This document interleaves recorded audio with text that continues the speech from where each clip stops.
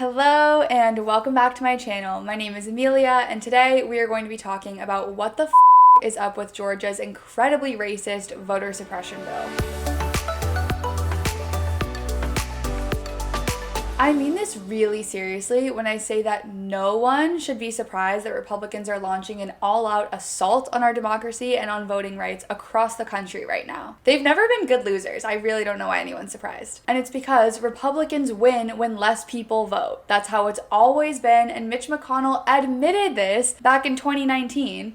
Because making Election Day a federal holiday has become incredibly popular in America with 65% of support, Mitch McConnell literally said that this would make it too easy for people to vote and that it would be a power grab for Democrats to win elections. I'm sorry, but if your entire strategy is that the more people who vote will make it so that you lose, maybe you should change your party or your values, or maybe you should drop out and not be in government anymore, please. Republicans have been pretty open about this being their strategy. Last week, Georgia's fake governor, Brian Kemp, who is literally only in power because he stole an election from Stacey Abrams, passed a sweeping attack on voting rights into law. This bill came to be because the Republican snowflakes of Georgia couldn't handle the fact that Joe Biden beat Donald Trump in a free and fair election in their state. So they decided to make it not free or fair. All of this reeks of Republicans seeking revenge on Black and brown communities who made Joe Biden's narrow defeat of Donald Trump possible this past year. To start, because Black voters were much more likely to vote by mail this past election,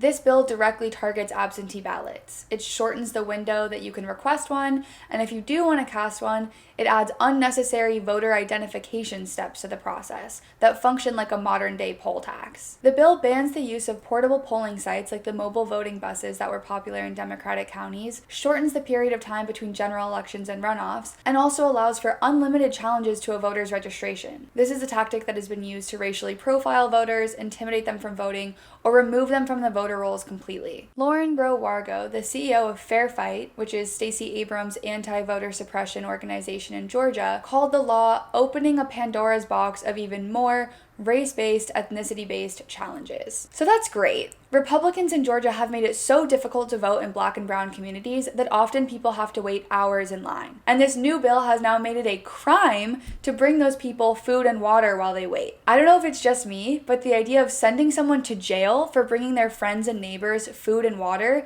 doesn't really give off love your neighbor as thyself vibes. Governor Kemp signed the 95-page bill into law on Thursday, only 2 hours after the state Senate and state House had passed it. Stacey Abrams tweeted that in her 11 years in the state legislature, she had never seen a bill pass so quickly. She says that this wasn't efficiency, this was Republicans trying to hide their shameful actions from public scrutiny. And for some reason, if you thought for 1 second this was actually about election integrity and not about making it impossible for Black and brown people to vote, the 7 white men responsible made sure to sign the bill in front of a painting of a plantation. And in a really disgusting move that could not make their intentions any more obvious, Georgia's state representative, Park Cannon, was forcibly arrested and removed from the Capitol for lightly knocking on the governor's door. In response to this heinous act, Stacey Abrams tweeted, "From the passage of the SB 202 voter suppression bill targeted at Black and brown voters to the arrest of the Black legislator who was advocating for the voting rights of her constituents,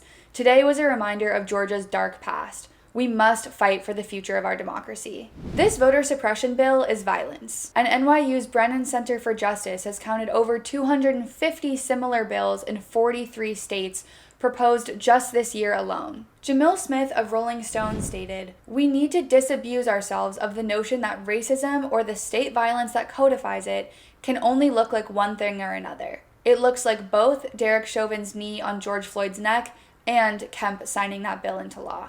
Between voting rights and COVID, this past year has really shown the power that governors have. And many people probably don't even know who their governor is.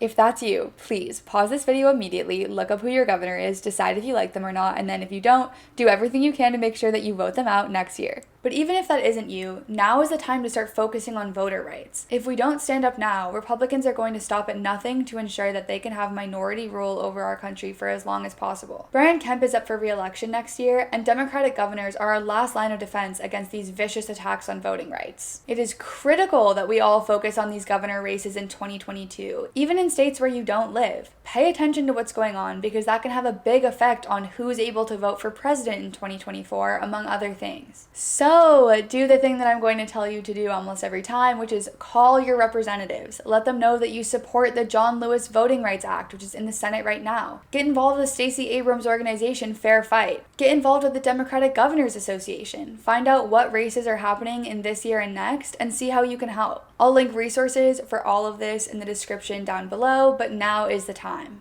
Thank you so much for watching. If you liked this video, please like and subscribe to my channel. Leave me a comment letting me know what you think about this attack on voter rights and what you want to do about it in your community. And make sure that you tune in next week to see what the else is up.